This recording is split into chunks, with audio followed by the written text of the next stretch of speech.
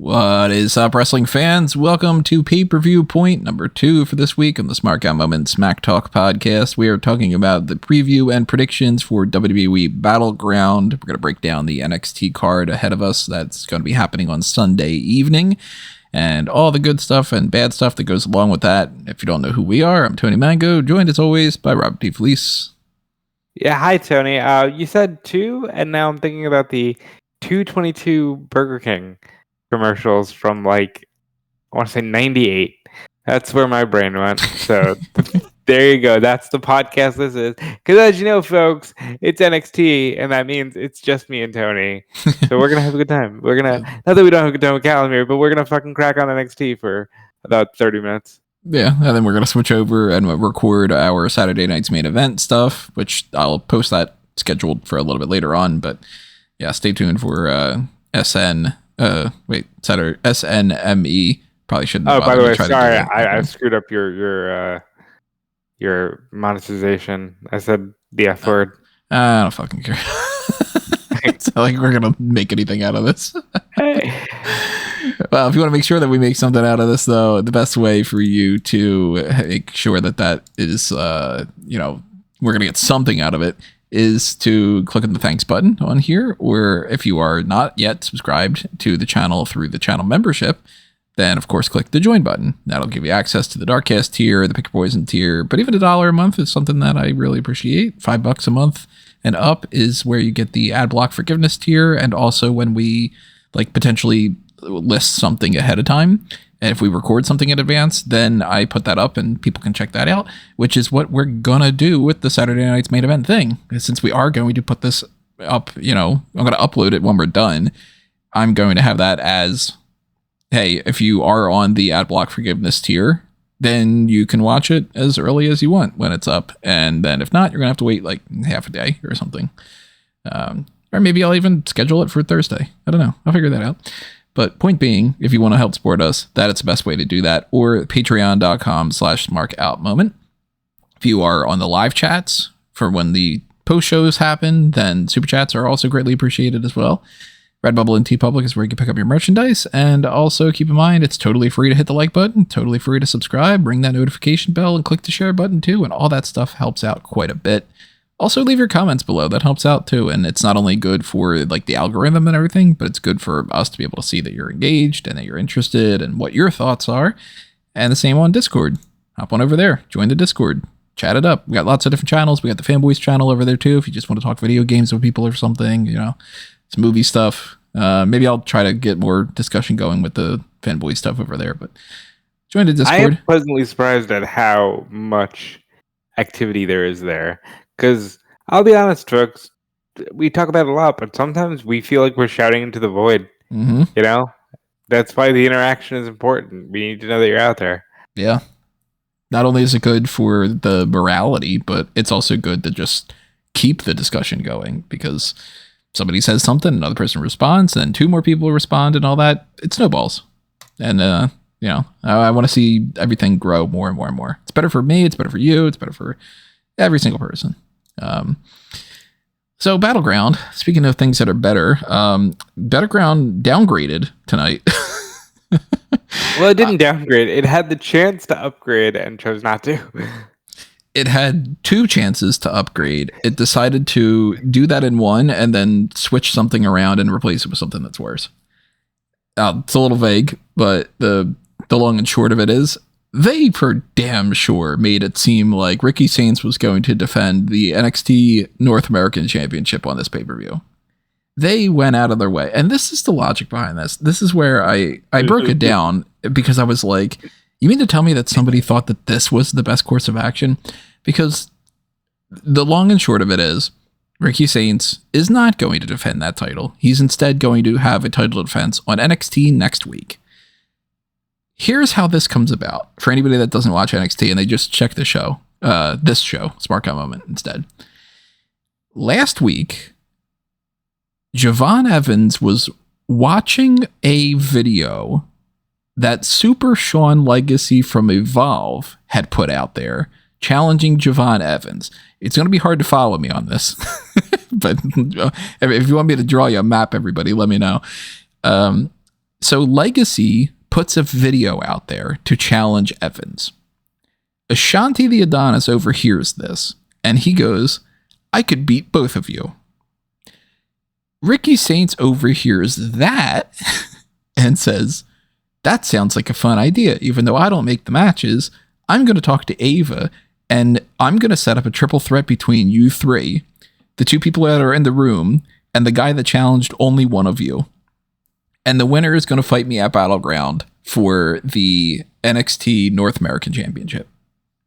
Now, did he say the winner is going to fight me at Battleground? I'm almost positive that he did. If he didn't, That's it's crazy. at least implied that he would do that at the next show, because that is the next show. You know what I mean? Right. And later on in the night, at the end of NXT last week, Ethan Page just attacks Ricky Saints and is like, I'm not done with you yet. So I'm going into this episode being like, I wonder what they're going to do with this Ethan Page thing. It doesn't really make any sense. They have the triple threat. In the triple threat match, Ethan Page attacks Ricky Saints again. Javon jumps out to the ring and gets involved in that. Okay. I don't know why. I guess it's just because he's a nice guy, and it's like, fuck you for doing that. I'm going to ruin my own chances to fight Ricky Saints by doing that. I'll chime in here, because when I was piecing it together in my brain, I'm like, sounds like a three-way between what you do is you have Javon win the match. And then Paige gets involved, and it's a three-way, right? And then it's a three-way, and the reason Javon jumped on him is because, motherfucker, you made me... I was spitting up blood for weeks. We're going to fight every time on site. I'm like, okay, that probably sounds like what they'll do, and maybe that's a cheeky way to, get the title over to Javon.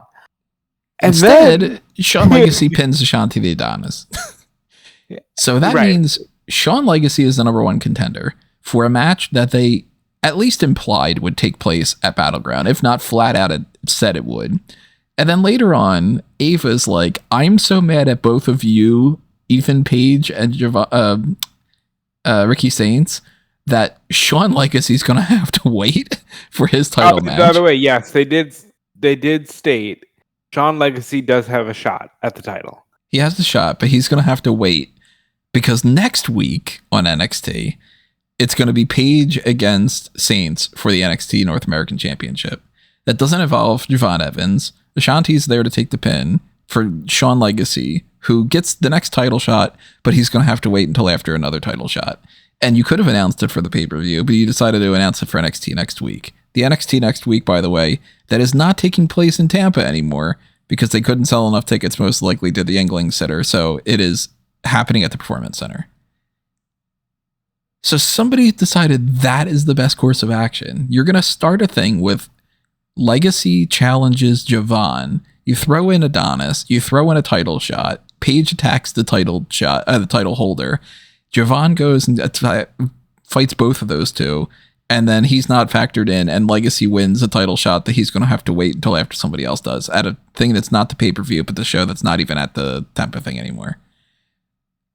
For fuck's sake, why wasn't it just Ethan Page versus Ricky Saints, and then a number one contenders match for who gets the title shot afterward or something? They went roundabout and like all through these hoops just to do something that's even more complicated and is messier to have a rematch instead. I think that's so dumb. And then they replaced it, by the way, with a completely TV meaningless filler match, which we'll get into a little bit later on.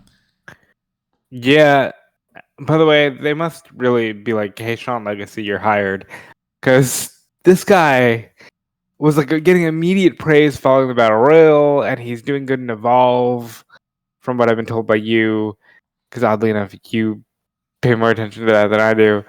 But it's a good chance that he's the Evolve champion if it's not Harlem Lewis or Keanu Carver.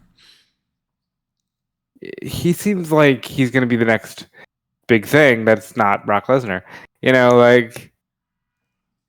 I like him, but it almost feels like the push is out of nowhere and a little too fast. It feels like he's getting the push of a guy that you should know, but I don't know how many people really know him.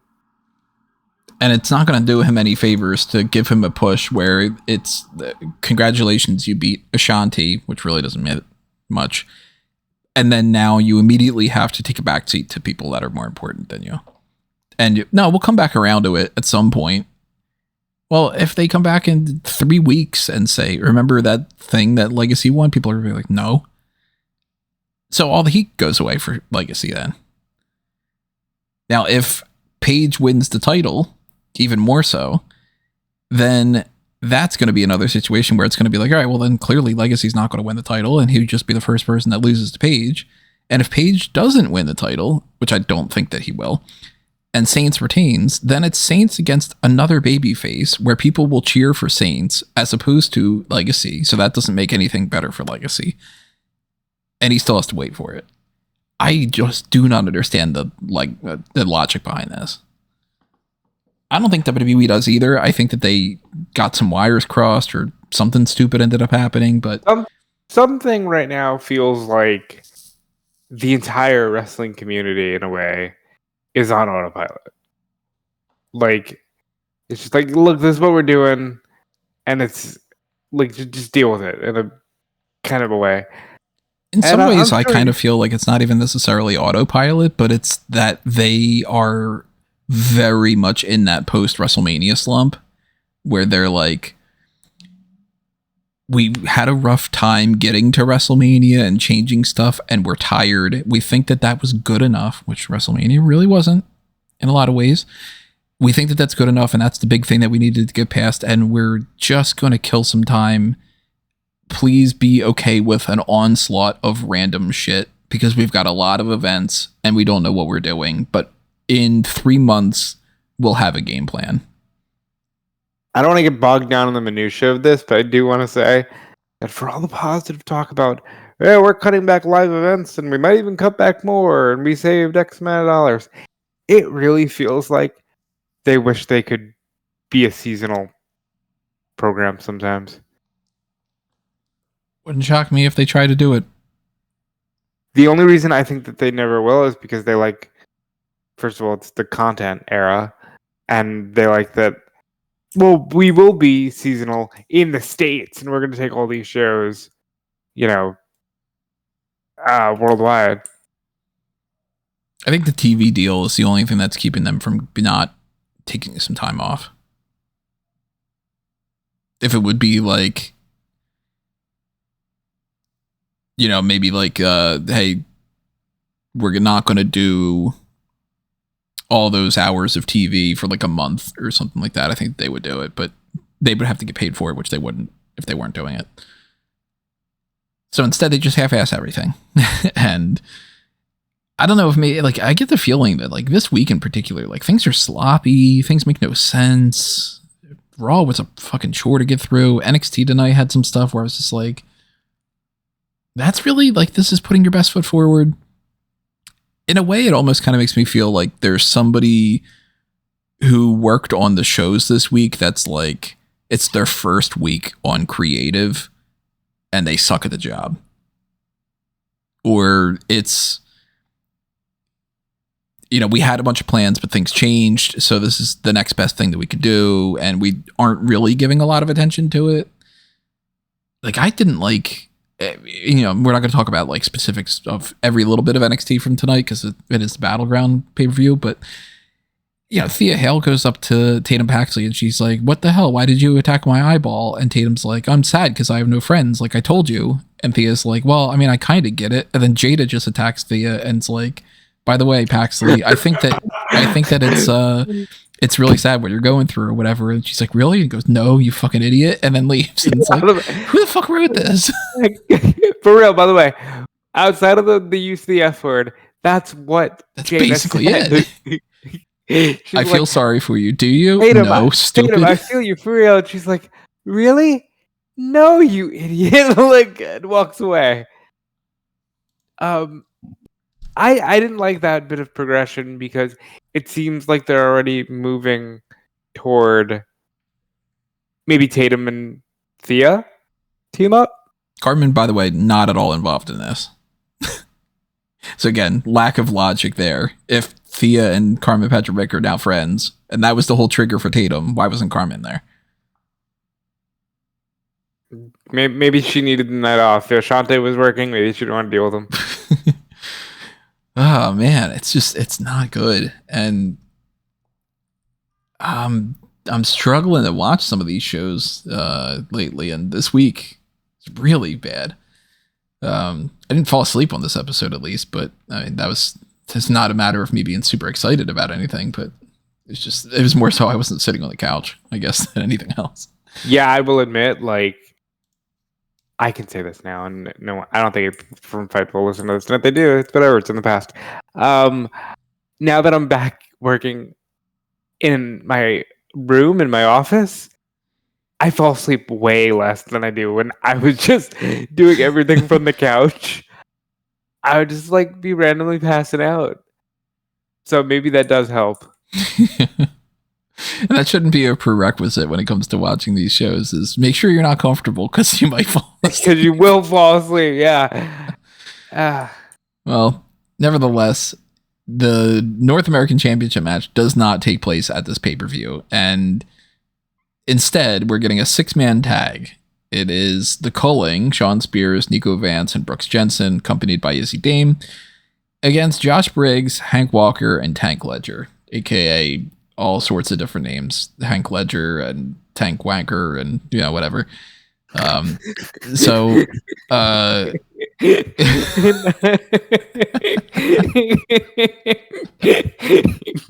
God, I'm like 12 years old. Tank Wanker. Yeah, it's just anything, whatever random is that pops out. Maybe it's Walker Texas Ranger, maybe it's Heath Ledger, maybe it's Spank something, it's whatever.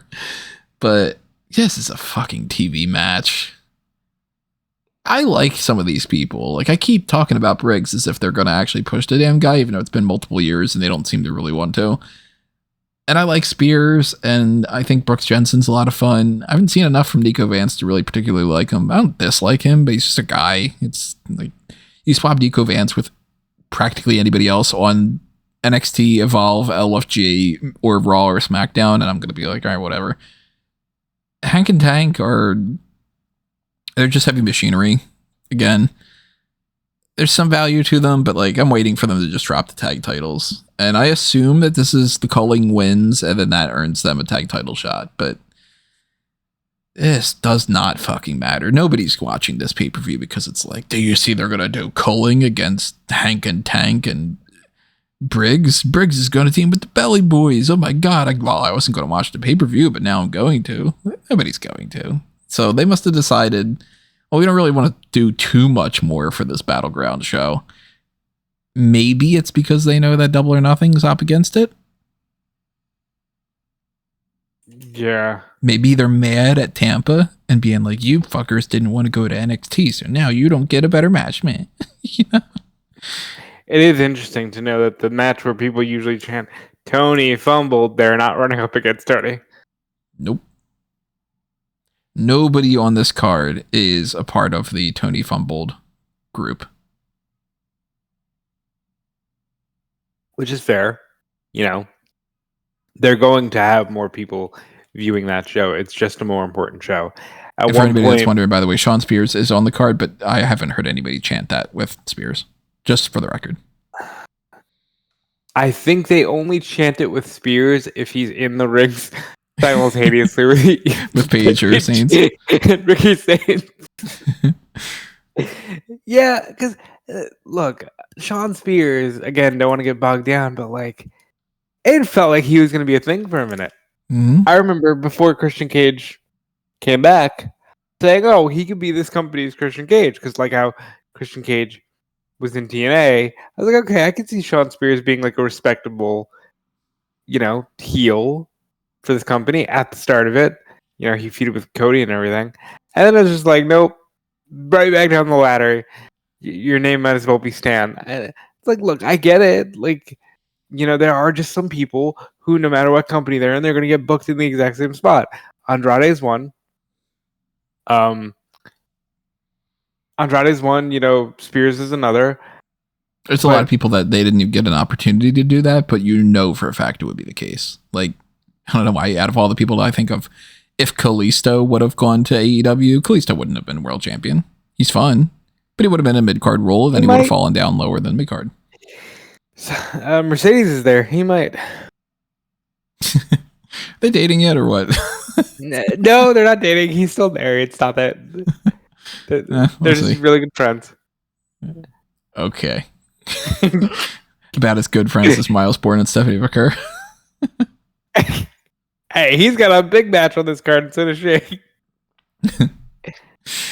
Yeah, and they're more interesting than this 6-man tag is. That's for sure. Yeah, look at how quickly we devolved into a completely different discussion instead of talking about the 6-man tag, because it doesn't matter at all. The Culling should win. By the way, I like the story.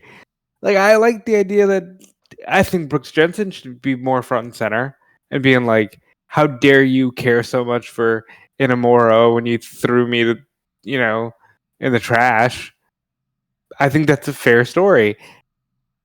In fact, I would try to move this story towards either Briggs joins them or Brooks breaks away and reforms the tag team with Briggs. And I can say that because they've done nothing since they split. Mm-hmm. Fallon did more. And even I think she's in danger of being like, hey, you want to get the band back together? Like, it's not great for them. No Jasmine Nix again tonight, by the way. Yep. Not sure what that's about. But yeah, Culling wins. And another non-title match that's on the show is Channing Stacks Lorenzo against Tony D'Angelo, which they did the very, very bare minimum this week of trying to continue that story. It's essentially what they did was, remember how that's a match on the card? Anyway, moving on. That was it. I'm still in the same boat that I'm pretty sure that you're in. Luca Crucifino and or Adriana Rizzo screws over Tony D, joins up with Stacks, and that's how it happens. Yeah, and here's why. Look, there's no nice way to say this. They weren't fired. Like, it felt like they were writing them off, and they weren't fired. Or if they were, they're being very hush about it for some reason. They're very hush about it, and the website's behind, and no one's been informed. So I think they're going to show up. I think it's going to be, Stacks is the leader of the family. The problem with that is Tony D, without a family, on the main roster, is just Joey Areola.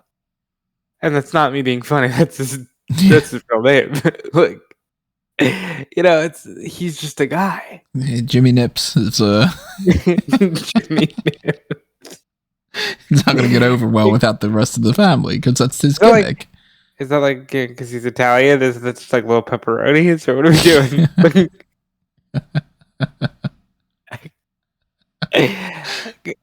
Aren't these NXT shows such a blast? Yeah, I think you're right. It's Dax is winning. It's because the family's turning on Tony. There's so many Tonys. There's D'Angelo. There's Storm. There's Khan. There's Shivani. That's always fun when I have to do an AEW article. And it's Tony. Like, yeah. Okay. I would be very shocked if Tony D'Angelo won this, and I do kind of anticipate that he goes up to the main roster pretty soon. But again, it's in the same sort of situation where if you wanted to move him up to the main roster and you didn't want to move the rest of them up, that's one thing. But he is going to struggle without them because it's going to be, hey, yo, I'm an Italian mobster guy. I got nobody else around me. I'm just this guy doing this gimmick that a lot of people are going to find really fucking ridiculous and silly. And then people are like, AJ Styles and stuff are going to be like, okay. Anyway, because that's not that's a very NXT gimmick. Certain silliness works in NXT way more than it does in the main roster. Look at Emma. She gets over with the NXT crowd by doing this weird hand movement where she's popping bubbles. She did that on the main roster? Hell no. She did for a week. Yeah, then they were like, fuck that. It's crazy, but she was far back enough in the timeline that she came in as Santino's comedy sidekick. That is just not going to work. And same thing with Tony D. If you're going to do, You know what I would do? I would just say fucking put him with Rollins. Make that make sense somehow. That like the wise man and the mobster, and he's a great. He can wrestle. He can throw people around. Do something with that. And you know what they're gonna end up doing instead? He's gonna be like, he's gonna somehow be managing Pretty Deadly or something. He's gonna probably be like on SmackDown and have interactions with like Santos and Andrade and be like, hey, I'm the new guy over here. It seems like you have shit to get sorted out, and I'm gonna have some random matches with like Los Garza and whatever. And yeah, no point, nobody will care. And WWE will be like, I guess he's not getting over. And it's like, because you're fucking giving him shit, you know? To a point, go back and listen to our AEW Double or Nothing podcast. There is something to be said for sometimes the way WWE books a guy just devalues them in the eyes of the fans. Go listen to what Callum said about Cedric Alexander. Wasn't crazy harsh, but I have to believe a lot of that stems from, look, WWE didn't present this guy as a star. We don't need another, Same as if Apollo Crews had gotten fired and if he gets sent over to AEW, people aren't going to go, oh man, Apollo Crews, this is the time. They're going to go, oh wait, that mid-card guy? Because it's not even AEW is in that position anymore. AEW, when you first had everybody come in, you could take a Shawn Spears and it was like, now we don't know what we're getting on this roster and everybody's pretty brand new or they're a somewhat established name and we can see if they can work out, maybe Pac is going to be pretty damn important instead of a cruiserweight guy. People fell into the same kind of situations, and by and large, if you look at the people that seemed like they could have potentially broken out and the ones that actually did, very few did. Swerve is one of the few. Swerve is one of the few who broke out and stayed out. Tony Storm, I think, will forever be synonymous with AEW at this point. At this point, it's overtaking her WWE stuff. I mean, it's overtaking basically anything she's ever done, I think. Ricochet, for me, is kind of on the edge of your best TV run might be people cracking on you for being bald and you having great matches on the back end of that. He's doing some good stuff. Could be. But to tie it back into NXT, I do fear that if they want to bring Tony up to the main roster, he might end up in that trap. Mm-hmm. That Cameron Grimes, all right, I'm here, and I did nothing, and I got, I'm here, I have nothing for me, you're not giving me much to work with, now you're losing faith in me, so you're giving me even less, and then within a year, suddenly I'm getting released. At that point, if I'm Tony D, keep me in NXT. Yeah, and I mean, even now it's a different era than it was for the DIY era. But remember, those dudes were part of the reason they were there for 500 years is because they straight up said, oh, we're not going. Adam Cole, DIY, they were all we're not leaving NXT to just be another person on the main roster. Also, the thing to keep in mind, too, if this pay-per-view ends up having Rizzo and Crisfino join Stax and Stax is leading the family, Tony D going up to the main roster and being like, hey, yo, I'm an Italian gangster without a gang is going to look even worse. Yep. Then it'll be, trust me, I'm a real intimidating threat, even though my younger friend overtook my throne. So at that point, do they just not have him be Tony D'Angelo, the Don of NXT? Is he just that's I'm what I said. reinvent? He's just Joey Ariel, and you put him with Rollins, you have him throw people around with Breaker. Well, I think instead they would end up going with the takes time off and then he quote unquote reinvents himself, and then they're more we've seen a lot of Tony D'Angelo in NXT, and now he's got a meaner edge to him, and now he's a bare knuckle boxer or some shit, Oh God. Yeah, probably. I don't want to see Tony D'Angelo do his Rocky 5. He did Rocky 3 so well. I want to see Adrian's revenge instead. Did you get that joke? That's how you learn Roman numerals.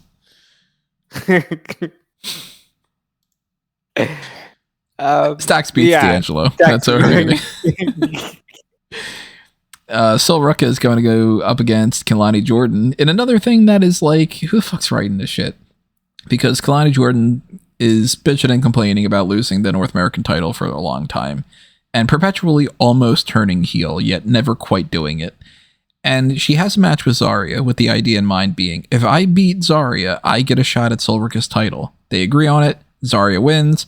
And Kelani Jordynne goes, can we just like not pretend like that happened? Can we like, how about we just do the exact same thing again? And Zarya's like, all right. And then Zarya loses.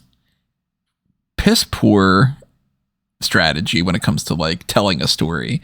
The story in WWE and in anywhere else in fiction should never be, we do something and then for absolutely no reason, we do the same thing with no changes whatsoever other than a different outcome.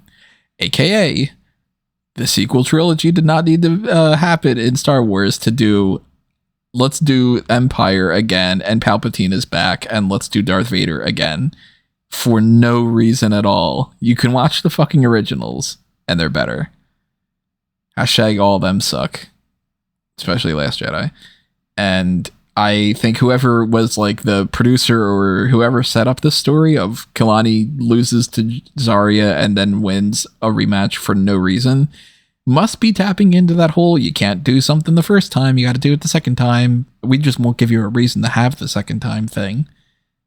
And at this point, it's not like Sol Ruca is going to lose that title anyway, so it's going to be all for nothing. Because Sol Ruca has to feud with Zarya, at least. And I'm assuming Zarya is going to be the one that beats her for that belt. So it's all going to be Kelani wants to fight Zarya, or wants to fight Sol Ruca, loses to Zarya, has a match, beats Zarya, then loses to Sol Ruca. What a fucking waste. Well, it's more than that. Did you notice that Ruca was acting very heelish? How so? Because I didn't quite get that impression.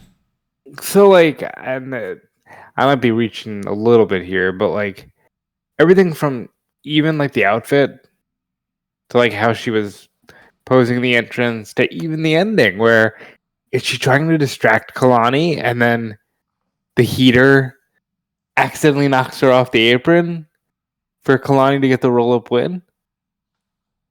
There's something about it felt kind of heelish to me. Maybe they're trying to figure out if they want to turn Sol. And maybe they're just like so not into the idea of Kelani turning or sticking that they're like, we're going to tweener the fuck out of you for like 7 months. It's that Breaker thing. They did this with Breaker in both NXT and the main roster. It was like they don't want to commit to him being one way or the other. And then when they commit finally to him being a heel, they're like, can you not talk and have no progression whatsoever? Can you like... And look, I get the I hate this word now, but I'm sorry. I get the aura they're trying to give Breaker with Heyman. It's very much like you're the new Brock in some ways. But at the same time, he has his own charisma. He has his own charm. We already saw it. You know? He was doing Steiner math 2 days before becoming this silent killer heel with Paul Heyman. Yeah, that's true. But yeah, I think there's no way Kelani is winning. Not a chance. I'd be very shocked if that happened.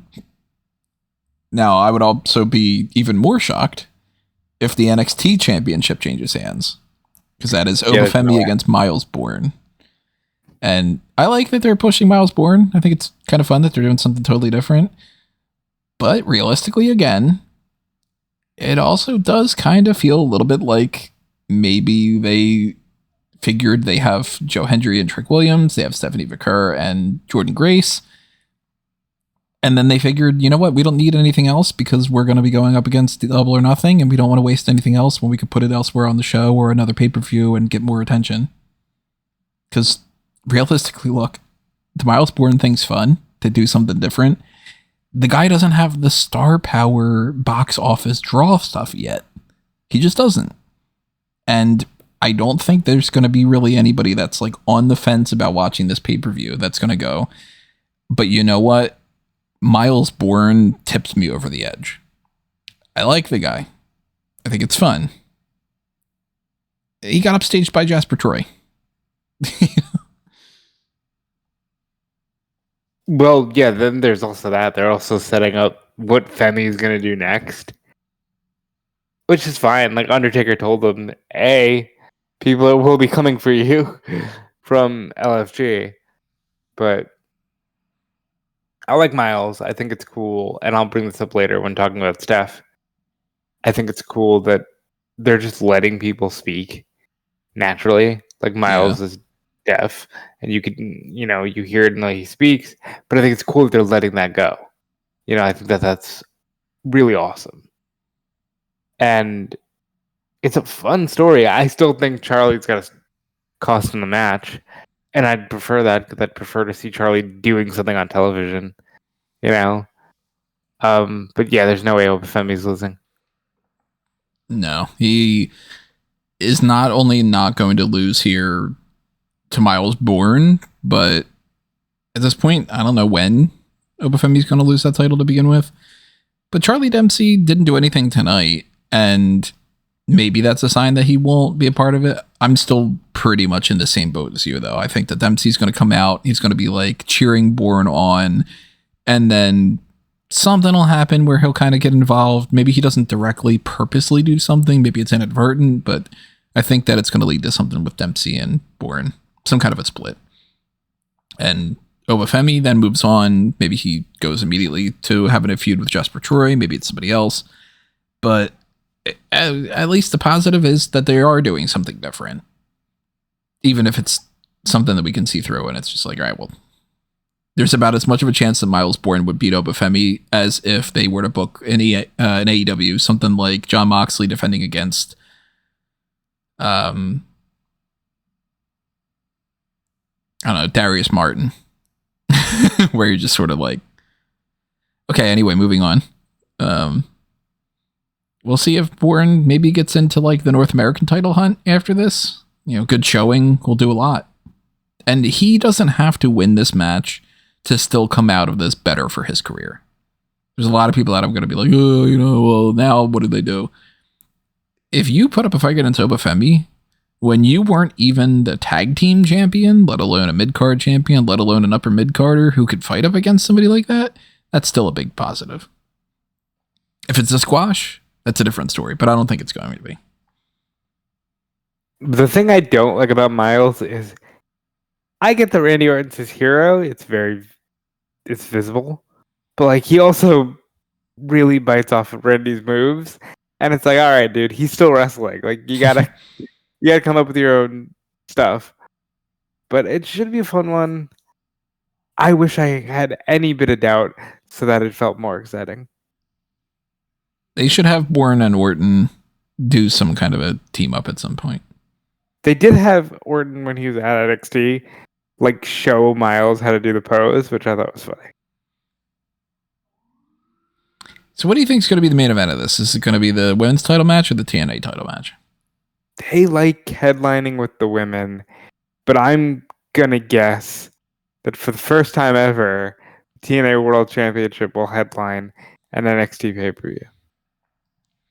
Could be either way, and I wouldn't be shocked. But let's talk about the women's title match. Stephanie Vaquer is defending against Jordynne Grace. Julie, at this point, we know, is definitively on the SmackDown roster. Roxanne Perez, we know, is definitively on the Raw roster. They split them up. They moved on. Took a while, but they finally got around to it. So that means that they are kind of speed running some of the stuff that they first dawdled on, and then it's like, okay, now we need to rush. Yeah, that's what they do. That's their pattern. It's so fucking frustrating. I don't like seeing, the Turtles pace for a frustrating a long time and then go, all right, now we got to rush. Like, it's the same problem that we're going to dip into more fanboys and anime stuff right now. It's not on the Star Wars. Now this is on the Batman front. It's the same thing as how I get frustrated when people are like, the only two Batman stories that we can tell are it's either the very beginning of Batman's career or he's too fucking old and it's the end of it. It's like, well, what about all the meat in between? And with Julia, it was like, well, we can tell the story of her trying to be champion. And now that she's champion, can we just boot her off the roster? I get a feeling that at this point, they've done enough with Stephanie Vaquer that she can lose that championship to Jordynne Grace. And it's now just going to move on to the Jordynne Grace thing. But I don't know what they do with Stephanie afterward. Because they did just move up Roxanne and Julia. They haven't announced the draft yet. And for all we know, the draft may not even happen. It could just be, well, whenever we want to bring somebody up, we just announce so-and-so was acquired and that's it. But if Vaquer loses the title, what does she do? Does she hang around at NXT fighting for nothing? Or does she take time off and then gets moved to the main roster? Or does she go straight to the main roster? If Grace loses this match, what does Grace do? Does she continue to fight and have another match for the championship and she wins it the second time because for some reason you can't win it on the first one? Or does Grace fight for the North American title, which seems like a downgrade and there's other people fighting for that? Or does Grace just move up to the main roster?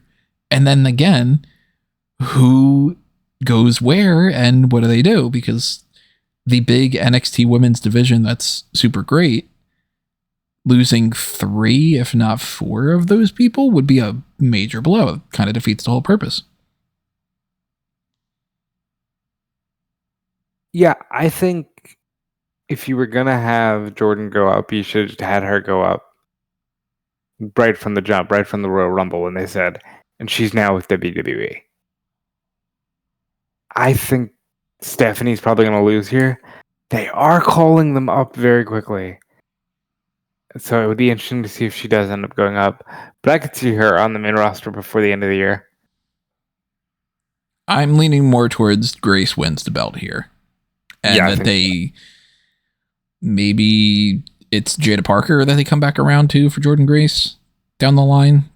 But with Vaquer, if she loses the belt, I just don't know what they do in the meantime. And there's nobody that stands out to me that would be like, okay, and then Vaquer just does this feud in the meantime.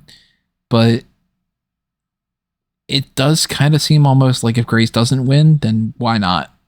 So, I don't know. This is kind of tough for me, but I am leaning towards a title change. I am as well. I think that makes the most sense.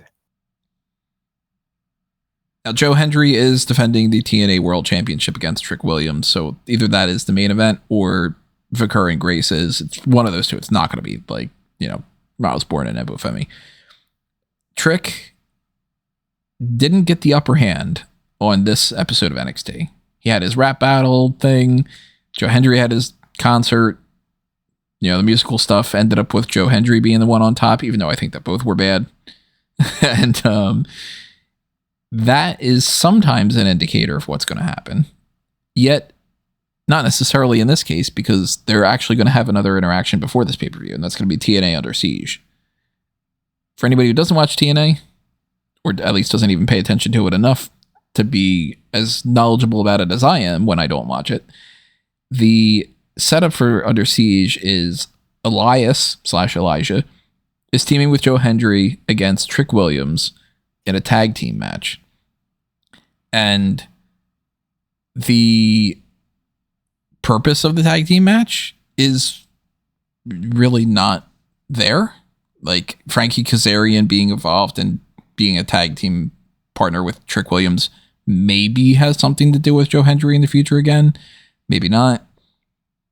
Maybe it's just get these people on the card for the sake of it.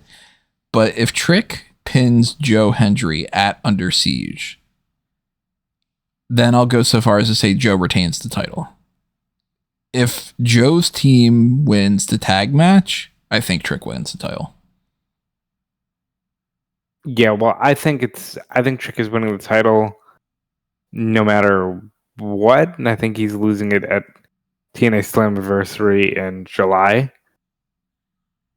But yeah, this match should be fine. Like I don't want to be mean, but I really feel like this, if we're talking headline from a match perspective, I'd prefer the women because I have more faith that they'll deliver a strong match. This will be a fun match, but history will be made, but I don't know if it'll be like a match you need to remember to tell your kids about. I kind of feel like this might end up also being the opener. It could be. They like doing that. Kind of book it like Hendry and Williams, and then say Stax and Tony D, then the 6-man tag, then Kelani and Ruca, then Femi and Borne, and then Grace and Vaquer or something. Yeah, I could see it playing out that way. Downside for that, though, is if there are people that are watching just to see that match, then they turn it off and they start watching Double or Nothing, Then again, how many people are choosing to watch Battleground over Double or Nothing because of a TNA match? A WWE NXT show with a TNA thing instead of an AEW show. Too many fucking promotions. It's not even too many promotions, just overlap. Too much overlap. Get rid of like TNA. They've never done this before where it's just pay-per-view up against pay-per-view. That's crazy. Not a fan. Right now, as far as my prediction is, though, and we're going to have an opportunity to maybe change our minds when it comes to the hot tags if something were to make us think differently, even though nothing really should have any factor on that. I guess maybe technically TNA could, but right now I'm leaning more towards Hendry retains. You're thinking that Trick wins the title? Oh, absolutely. Trick wins the title. 100%. Do you think that would be to give Hendry a little bit of time to heal up? No, or do you think that it's just we want to have a big thing at Slammiversary instead? I think it's more so the latter, yeah. Well, that is a way to get another belt on Trick without him beating Femi. Yeah, and it's also just like TNA hasn't gotten anything from this working relationship in the eyes of many fans. And I've said it before, I'll say it again. You can be excited that you got your WrestleMania moment, bro, but the bending over backwards to be like, oh, I wasn't buried by Randy Orton.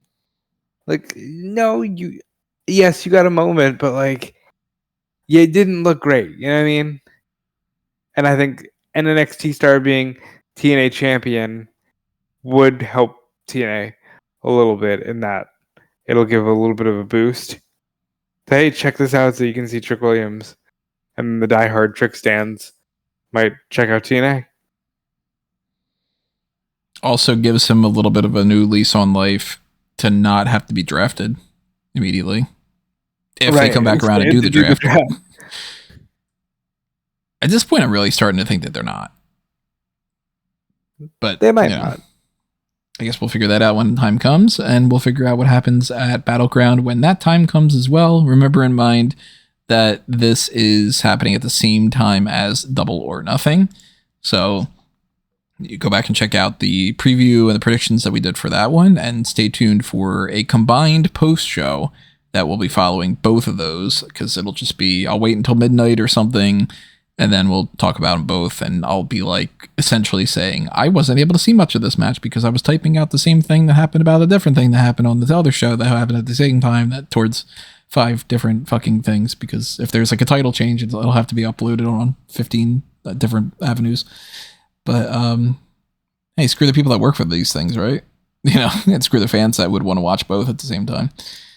In any fashion, that is the game plan. So share your support in all the different ways that you can. We already mentioned a bunch of those with the super chats, live chat, subscribe, join on the channel membership, head up to Patreon. Stay tuned for all the stuff on Smark Out Moments. Stay tuned for all the stuff on eWrestling News, all the stuff on the Ring Report. Follow me on all the different channels and links and social media accounts and everything that you can find at anthonymango.com. And make sure that if you're clicking around and you're following us, then you should obviously follow Rob's stuff too. Yep, follow me at Dude Felice. Check out All No Work on Fightful. I will be covering something on Sunday and probably very much not watching the other, which will be a little frustrating for me, but I'll definitely be around doing news on Sunday. So check out all that stuff on Fightful. And stay tuned as well for the next one of these pay-per-view points that we're going to be doing, which we're actually going to be recording right after this. That's going to be Saturday night's main event. So that'll be the next thing you see uploaded to the YouTube channel after this. And of course, come back around to the hot tags after that too and all. But at least as far as Battleground is concerned, that is our pay-per-view point predictions. Drop your predictions in the comments below. Thank you for listening, and we will see you next time. This has been another Smark Out Moment, and we're being counted out.